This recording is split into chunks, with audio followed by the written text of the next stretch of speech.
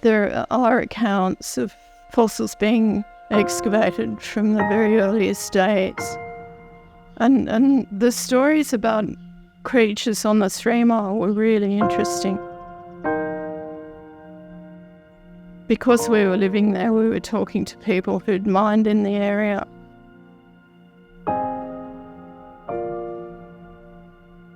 There was supposedly a crocodile on the eastern fall that had been found and all red on black, and all of it was just cut for earrings or whatever.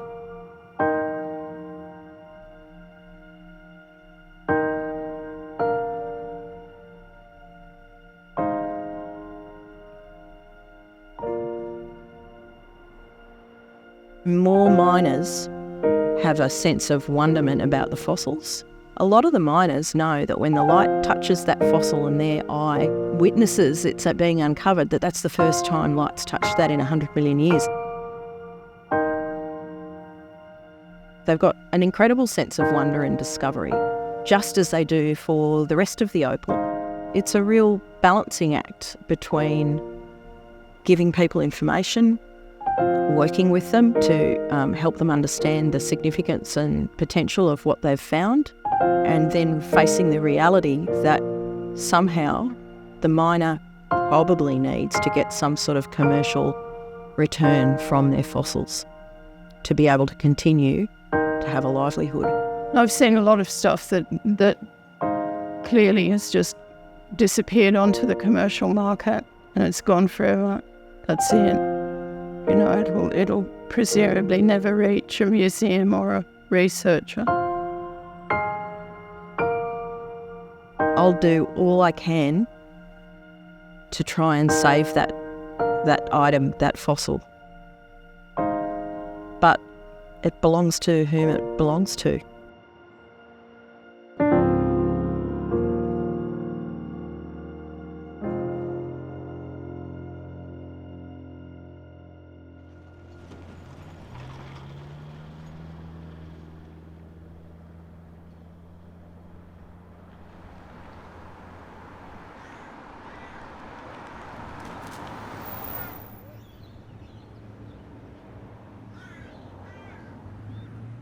Can I interest you in a cup of coffee? You can.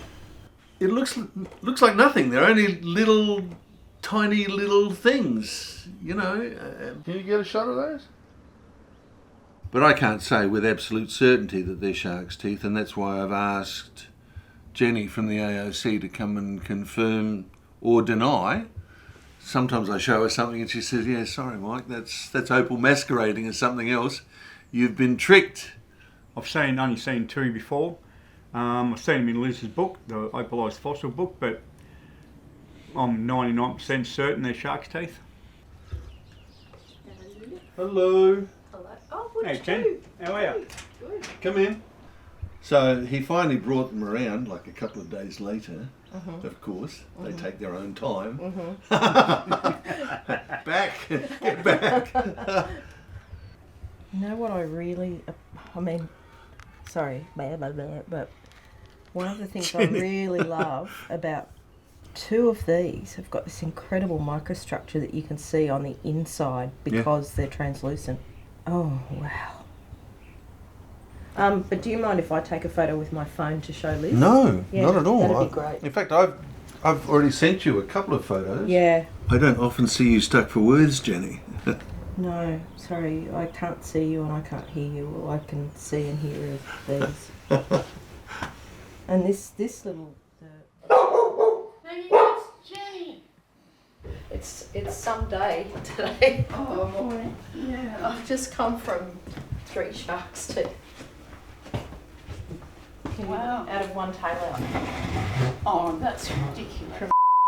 Right, wow, okay. Yeah, I'll show you. They're not ours, not yet anyway, All right. hopefully. you can see sort of a transition from the amorphous opal and then these really bits starting to go through it. I'll show you some more pictures. So I don't think there's any other fossil site on the planet where you've got so much confusing material.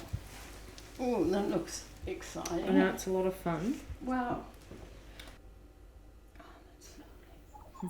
Central Australia was occupied by an inland sea that opened up to the north. Lightning Ridge was heavily forested. It was on a coastal floodplain. There weren't eucalypts and acacias and the sorts of plants that are there now. It wasn't dry and arid and open as it is now. It was a forested floodplain dominated by pines and tree ferns and things like that in the understory, run through with rivers and streams and billabongs. What's really fascinating is that it's apparently the closest terrestrial analogue to the surface of Mars when there was water on the surface of Mars. And opal's been found on Mars as well. To form opal, you basically need two main ingredients, silica and water. You need the silica to dissolve into the water. You need the water with the silica dissolved into it to go into a void or a space. And then for the water to gradually leave the space, so for example, to soak out through the surrounding rock. But what's special about the precious opal as opposed to the common opal is that the spheres are really spherical and they're really neat rows and layers. So when white light hits those spheres, it diffracts and refracts into the colours of the spectrum. Not unlike, it's not exactly the same, but not unlike white light forming a rainbow in water droplets. For the opalised fossils to form, is that firstly we had to have the fossils preserved underground, super rare, it happened, and then you had to have these very particular conditions for that silica-rich water to get into the voids that contained and were formed by the fossils. So in some cases the fossils are formed as moulds. So for example, you might have a little snail. It's a soft-bodied animal.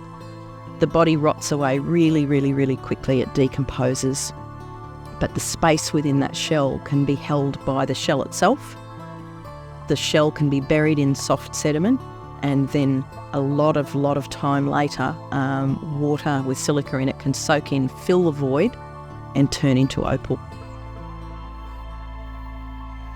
So you've got this ridiculously unexpected and rare situation where two natural phenomena that are stupidly unlikely, the formation of a fossil and the formation of opal, are coalescing in these objects. So that's just wild.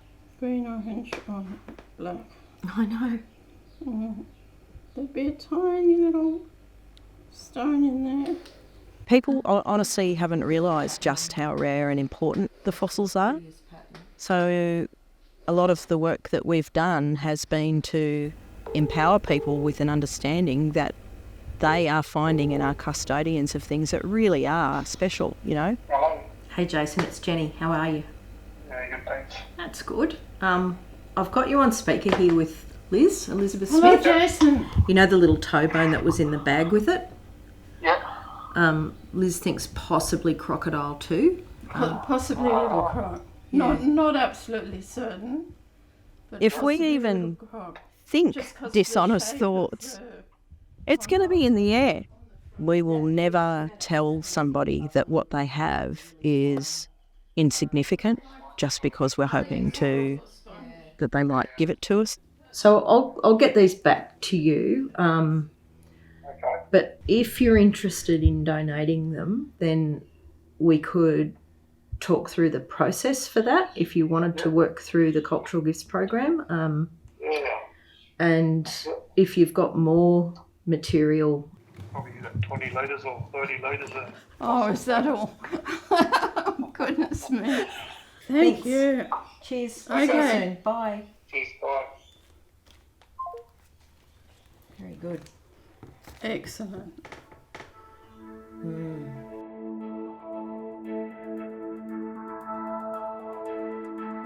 We came backwards from the coast, backwards and forwards to Lightning Ridge, and then we lived here at the end of the 70s. I mean, it was almost a dirt floor. It was and a tiny little stone cottage with a very low ceiling and just a complete sweat box in summer. But we used to swim in the open cuts in the dams, wherever there was water. My kids were in it. There were other kids on the 3 Mile and they had just the biggest backyard you could imagine. We were dirt poor, we had no money whatsoever, and Bob was mining, and those first years of opal mining were really tough. For some of the time at least, we were surviving on little tiny bits of opal that I found on the surface. We started finding little pieces of bone and teeth, particularly teeth on the 3 Mile. I was picking up mussel shells and yabby buttons and little pine cones that looked like roses, tiny little roses with all the little petals encircled. I used to spec with the kids all the time. Whenever I could, I was outside on those heaps. And the 3 Mile in those days was covered in very old mullock, some of which had been washed and puddled in funny little machines in the 60s and 70s, early 70s, earlier. But there was still a lot of very old dirt with a lot of opal in it and fossil material. So, Bob and Elizabeth, what exactly are you doing there? Looking through tailings for fossils and bits of opal if we're lucky. And the fossils are actually harder to find than the bits of potch. So how do you come across most of the fossils that you find? Do people Just bring like this, searching hour after hour through the tailings. Do people actually bring fossils in for you to yes, look at? people are bringing material into us now to be identified, which is great. It was towards the end of the 80s when the Cochrane fields opened up. And there was so much activity and so much excitement about the opal that was coming out of the Cochrane. I could see that there were going to be fossils in the tailing heaps on the processing dams. I suppose people got to know very, very quickly that I was really interested in the stuff. And I had some books. I just went and bought books, which helped, but not in great detail. There wasn't stuff published on the fossil material really at that time. An important development was that the Australian Museum would come up every year for the Opal Festival, the Opal Expo, and they'd set up a table with some fossil material on a display, and the opal miners would go and see Alex Ritchie and Bob Jones at the club trying to get bits and pieces identified, and I was there too, and Tom Rich and Leslie Cool and various people, and it sort of developed from there. And at a certain point, with Bob's photographs and just the number of amazing stories we were hearing and the extraordinary specimens that we were seeing and finding, I just realised I had to write a book.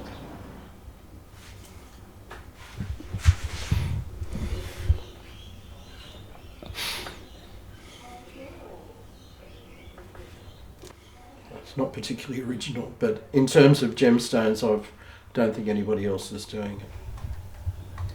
Where's that stone from? That's Paul Haynes. There are endless files of photos.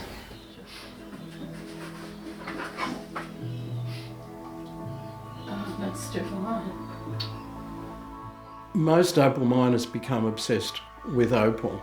Black opal is the most amazing gemstone on the planet. The images that come out of it, especially at magnification, are just totally unexpected. They're like no other gemstone, almost like no other image. And it draws you in.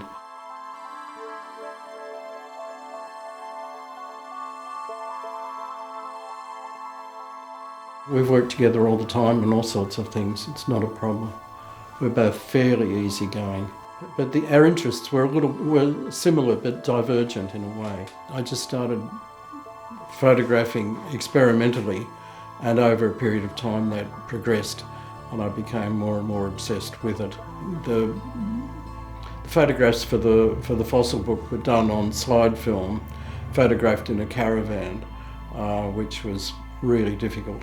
It sort of precipitated a whole lot of extra interest and appreciation of what was happening and of what was here.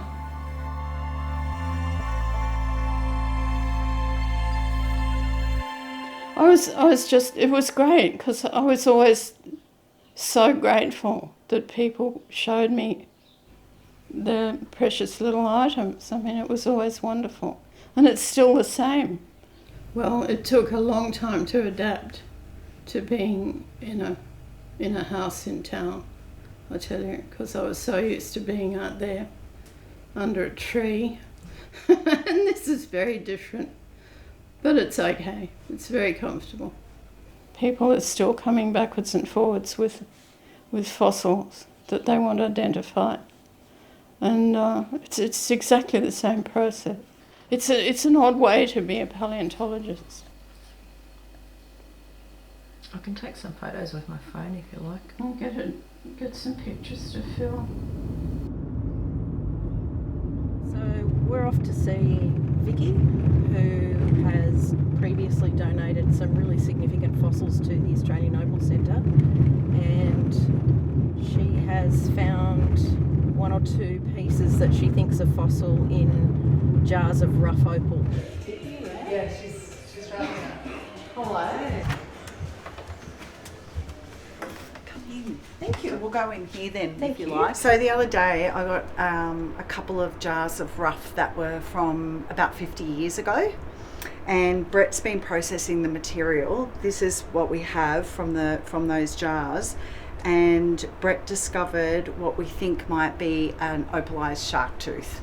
And he was so excited. One you dropped into me the other day? Yes. Okay. He was so excited that I just said, okay, I'll go and find Jenni now. All right. Okay. So, is it? Or is it not? Oh, it's not. Oh well. But it's beautiful. Can I just show you? I wouldn't throw it back in. No. Like, I'm serious when I say it's interesting. Yeah, I'd keep it. Yep, okay. I wouldn't throw it back in because I think it's a very intriguing little object that says something about opal formation, even if it isn't. Even if it isn't, that's right. Yeah.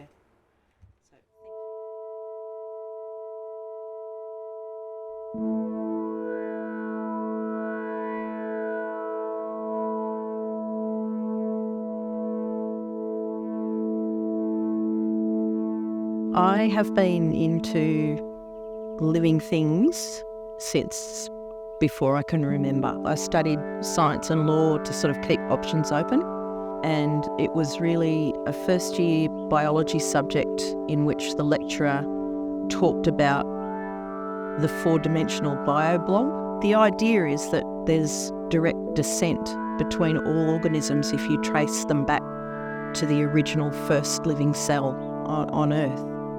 So we're connected through time and space, and that's when I became really interested in fossils and paleontology. This is Riversleigh in outback Queensland. In these hills is a treasure trove of fossils.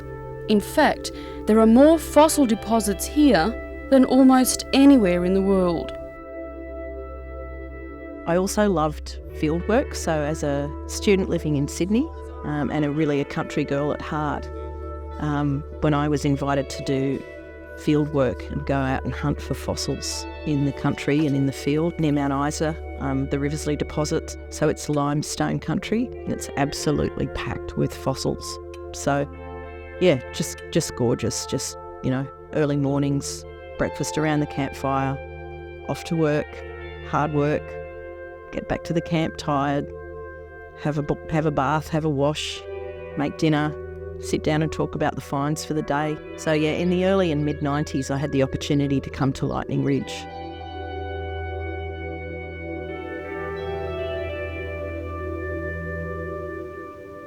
I actually felt just right in this landscape from the beginning. I love the colour of the of the ground and of the earth, and the people, the really incredibly diverse community of people.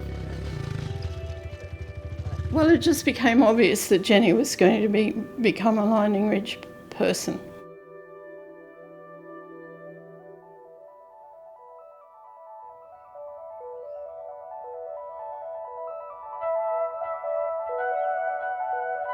Jenni's such a voracious learner and so capable and competent and so smart. I think we're just very lucky to find each other. Jenni first came here with the University of New South Wales. The team came here to look for mammal material, basically.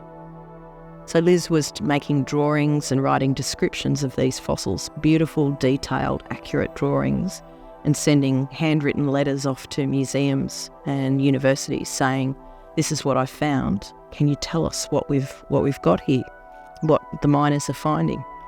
So she wrote to the University of New South Wales, where I was a student, and invited us to come and visit. So I started to come to Lightning Ridge a couple of times a year.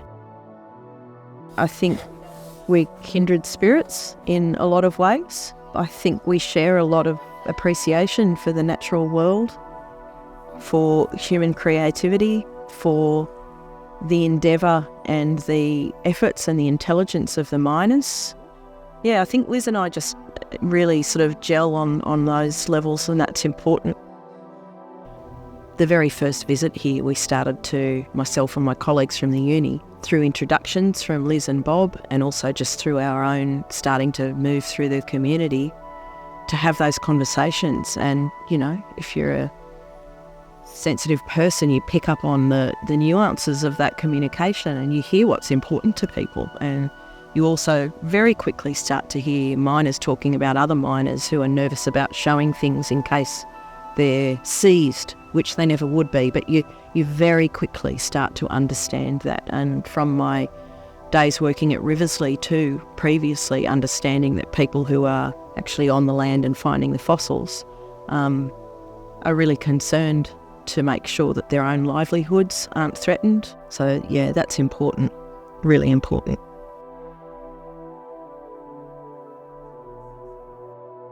In many ways, the work that Liz and Jenni have done it's been a two-edged sword. People recognise the fossils more, especially with access to the book, but that has also stimulated the market for fossils.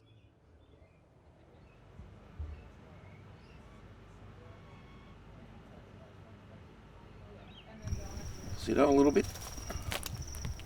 We'd have our tomahawks and hammers, and we'd start breaking them up to find the opal. If you scratched around a fair bit, you'd find lots of bits and pieces, but I learned about putting the puzzle back together. Did not have one inkling of it at all. It wasn't until we started seeing joints like hip joints and knee joints and that. Hang on, that looks like a big cow's bone you buy for your dog.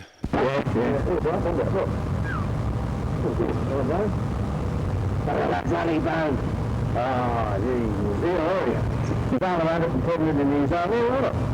All right, then you get up there.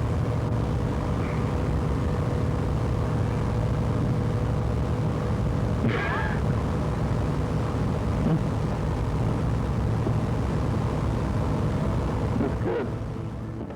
Left school in 1985 and then more or less straight out here to Lightning Ridge and or out to here, the sheep yard. Certainly different to the life I was living on the Central Coast with mates down there. It was surfing and fishing and that kind of stuff. Where here it was digging underground and mining for the opal, and then as well just more or less to keep yourself entertained would be motorbikes and hunting, pig hunting, kangaroo hunting. We'd be driving old bomb cars or cars that we kind of put together with other bits and pieces. You grew up very quickly in the area. You learnt to defend for yourself very, very quickly. It's in your blood. Once you get down there and you start, you don't want to stop. We were just looking for that opal, to make money. And then the curiosity of what we were finding was very different. More or less, my dad would say, well, he didn't know either what it was, but he'd be saying, well, we've got to more or less get these pieces and go through them, and we want to find opal. Fostoria was found underground by Bob and Greg back in the 80s. It is the most complete opalised dinosaur that's ever been found. Bob was finding pieces of fossil.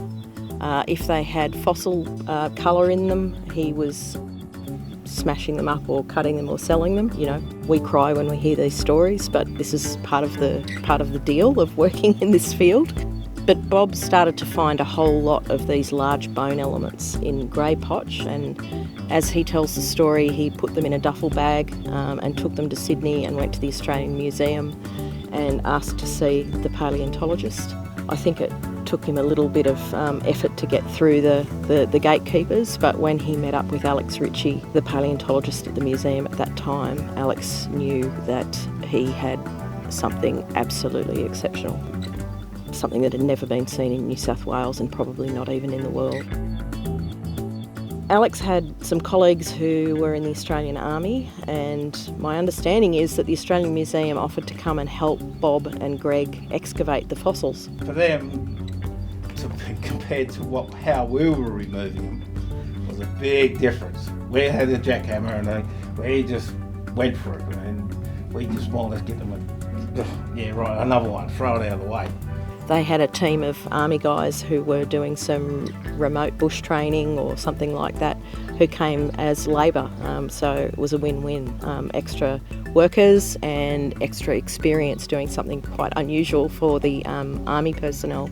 Bob and Greg were very much involved with that, and 30 years later we still occasionally have people who say to us, don't tell them you've got fossils or they'll send in the army.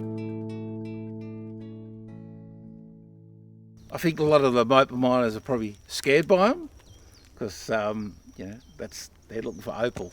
And if they find an opalised fossil, they don't really want to advertise it to them because they're probably scared, as like I may have said before about the army turning up, and then there was a big dig going on and it was taken over by the government. And so that's, people want to really keep to their to themselves and their discoveries to themselves, more or less to say. They don't want to advertise it.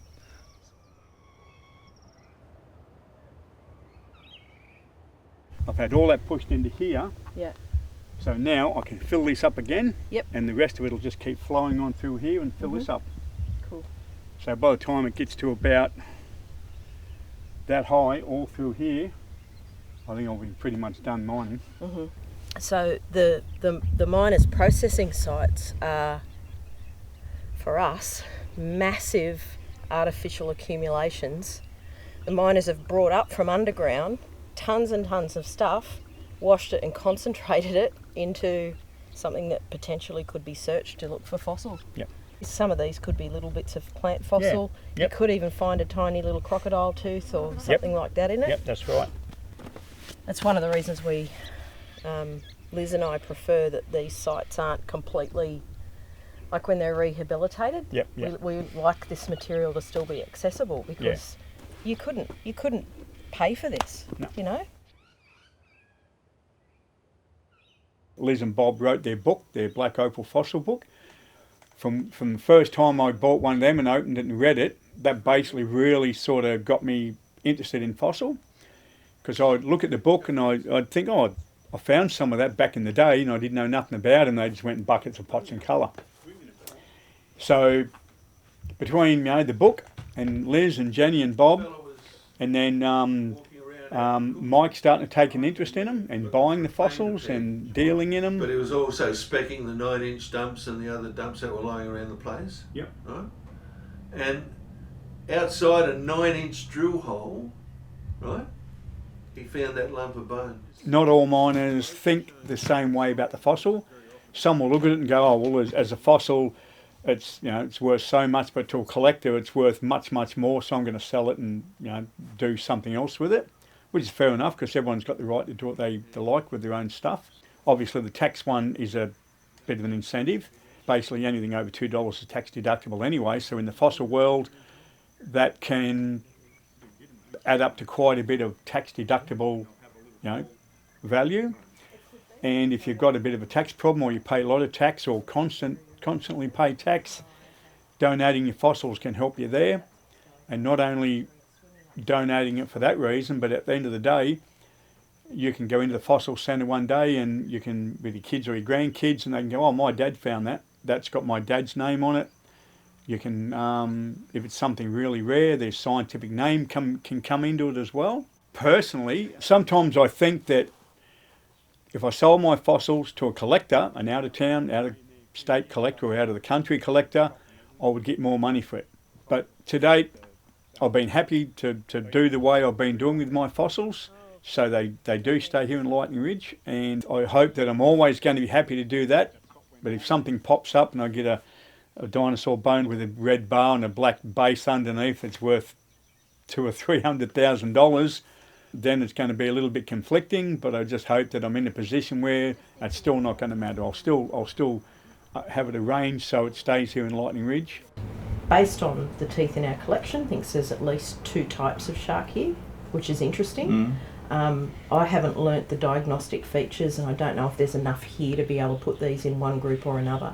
I wouldn't know. No, but not to put you under any pressure, if in future you were thinking of gifting the Australian Opal Centre with another portion of your collection, we would be extremely delighted to see those amongst them. I can give you a big happy yes on that. That's great, thank you. Oh, you're welcome. Haven't done it yet. You're my witness I'll to be, that. I'll be looking at them for a while though. Yeah. They're really to have 3 out of a single tail out is really fantastic. Look, it could be the big shell block that you sent me the video of.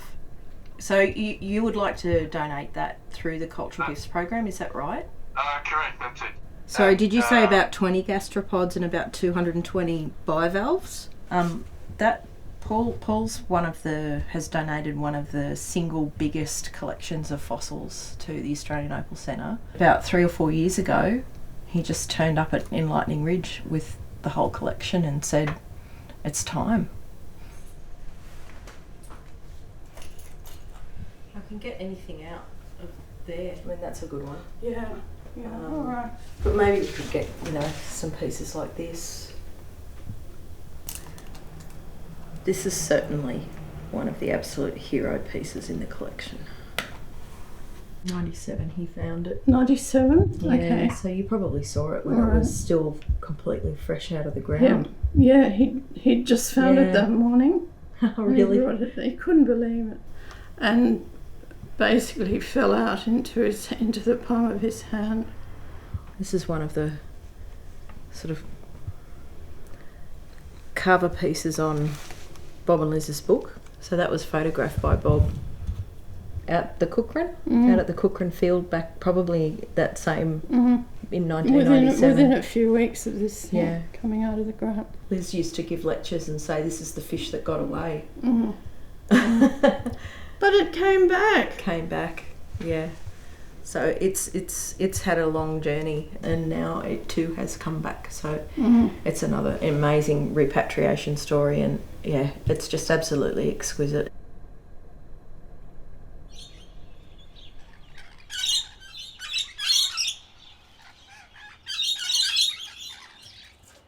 That's at the palace at Byron.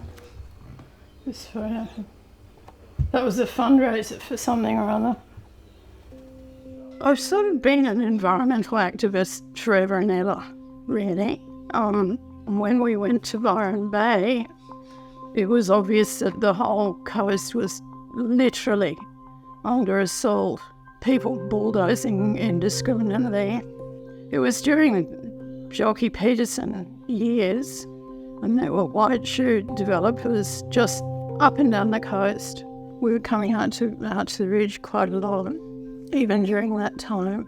And I could see the I suppose the loss of the fossil material and the loss of habitat. I'm still kind of doing the same sort of thing here. But slightly off at an angle with the fossil material and the paleontology. I learned a lot. There's a fair amount of stuff overseas in private collections.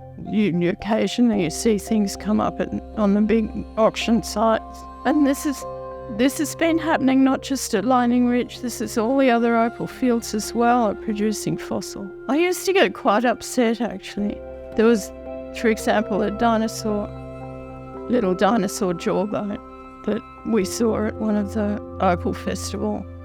It was offered for sale, we could have bought it, but we had no money to buy it, and it went to somebody on the Gold Coast. Over the years I've become less emotional about the things that go are gone. You can't do much about it.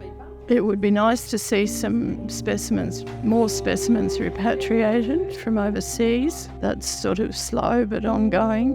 There's a few big private collections in town that I would like to see as part of the Opal Centre collection.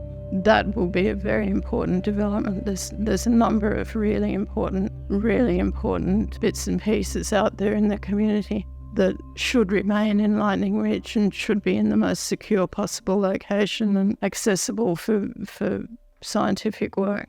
They would both be really treasured and welcomed. And because our family's been here a long time, as you know, and, we've done well out of the industry and get our name out there as well. Good on you. Absolutely. Just let us know. Let me know what you'd like us to do moving forward, whether you want to show us other stuff, whether you want to just leave them with us, whether you want to take them home, bring them back. I think I'll just leave them with you, Jenni, if that's really? all right. Yeah. Really? Okay. Start on those guys. Wow. Okay. Good on you. Yeah. Thank you. Come on, focus on the fossils.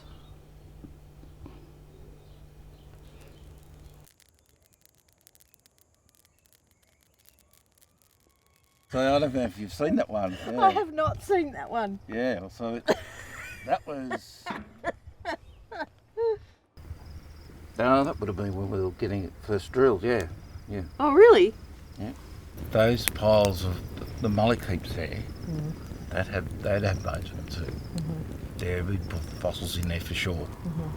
Every now and again, something comes back. When the shark tooth came back from its trip around the world and back, or even the Fostoria dinosaur, we had that on loan from the Foster family for years, even when that was donated. That was a fantastic feeling. We were now going to be able to do the research now that it was in the collection, and that this thing that had been sort of a bit of a mystery for 30, 35 years could be researched. And then, finding out that there were actually at least 4 individual dinosaurs there, when for all of those years, everyone just assumed it was one. Yeah, not everyone does it every day. No. And I bet there's more found, but people don't realise or don't see it, or they make different decisions. Yeah. I love that the dinosaur was named for the Foster family and then named, with the Yolero words to mean the place it comes from. Feels like an honour to us that we've got that blessing to sort of use the language in that way too. So, yeah. Big time. There. So that's the... Yeah. It's just never going to run out. What are we looking at? So Donna's got 2 pieces from a friend of hers, and I'm not sure, I think one of them sounds like a pine cone and I don't know what the other one is, but she said they're really beautiful. Alright, that's exciting. Yeah, always good. So I don't know what the intention is for them, but we've got the opportunity to look at them anyway. Alright. I hear one of them's got nice colour. Okay, I think Donna sent a photo of one of them today, or Teresa did, I think. And it looked like a cone core. Yeah. What have you got? What have you got? Okay. Do you want to? I'll show you the ugly one first. Good grief. Yeah, I don't think it's Good grief. It's not predictable. I mean, and you can look through a tray full of fossil material one day and think, oh, it's all done, and then go back to it 6 weeks later or a day later and find something else. It's magic pudding. You know the cut and come again magic pudding? Opal's like that. There's always more than you thought. See the orange? Definitely a cone core. Yeah. Yeah. There you go. Oh, what, Liz? A cone core. Okay, so I told them I thought it was a bit of the stem Yeah. of the actual plant. It's a very nice colour. And you see this for colour, Liz. Right, who wants it first? I'm pretty sure it's just a piece of stick. Jenni's got that one. Pretty sure it's a piece of stick, but check that out. I think if I planned anything else, it wouldn't work. You know, it's what I do, yeah. Everything. Red, green, purple, blue. What's the legacy? What's the succession plan when this little town of 5,000 people doesn't have 2 full-time resident paleontologists with 25, 35, 45 years of experience? So we're trying to build a community of people, of paleontologists, both qualified paleontologists and amateur paleontologists, who are inheriting some of the knowledge we have. Since we started our work, there have been many peer-reviewed scientific papers published on the fossils in the AOC collection and other opalised fossils. So that puts some of that knowledge into published form that's accessible to other people. It's under study by Emil Herbert, who's a student at the University of New England, who's studying shark teeth in the deposits at Lightning Ridge. There are just really interesting questions about why we have shark teeth in this freshwater deposit, and there's quite heated and impassioned discussions about the options there. So it'll be really interesting to see how the research informs that discussion too. Oh, I had to grab the piece off the windowsill. Mate gave it to me. He reckons it's wood, but I don't know. It's got a different look, you know, Jen. It could be. Yeah.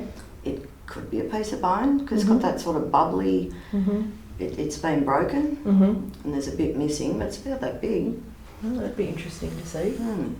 We have volunteers who work with us who live locally, whose knowledge about the fossils increases incrementally over time as they get to spend time listening to Liz and I, working in our showroom and reading the labels. So if Liz and I were both to disappear in a paleo TARDIS, then yeah, there'd be some challenges, but we're building out that knowledge base. Righto. There's more in under there. Very interesting. Well, tell him thank you very much for letting you show us. I can't believe I didn't turn it over.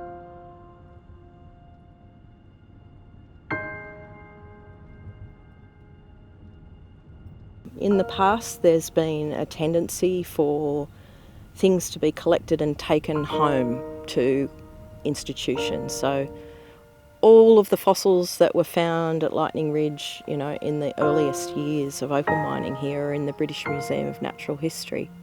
And most of the fossils that made their way into public collections in the 20th century went to the Australian Museum in Sydney. That's a result of practices at the time. It's a consequence of collecting policies and of where expertise lay and of who was able to offer a little bit of money to people in exchange for their fossils.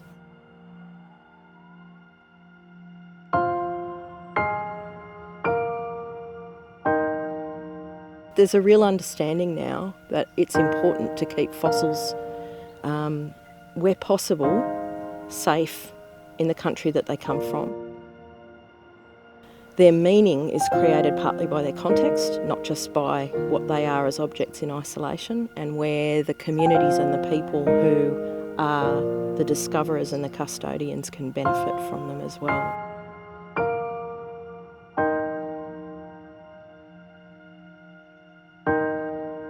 I think there's a lot of opportunities. It's just so exciting. That's just so exciting. I mean, you pick up a dinosaur tooth with opal colour in it, so you've got these two extraordinary natural stories in one piece that just combine so much information. And so much information that we still don't understand. There's so little known about the Lightning Ridge fossil fauna. A lot of the material hasn't been studied. The animals haven't got names, they haven't been identified. So we're right on the edge of new information all the time here. It's so hard to get your mind around the time scale and there are all these huge factors involved, big themes, volcanic activity and continental drift and climate change. All of those things that influence the evolution of plants and animals right across the southern hemisphere. Really, really big events, massive distances and timescales. Endlessly fascinating. You tend to realise how small you are. You're just a little tiny flea in a continuum, you know. You understand that things don't last, things change. Gosh, nothing's permanent, really.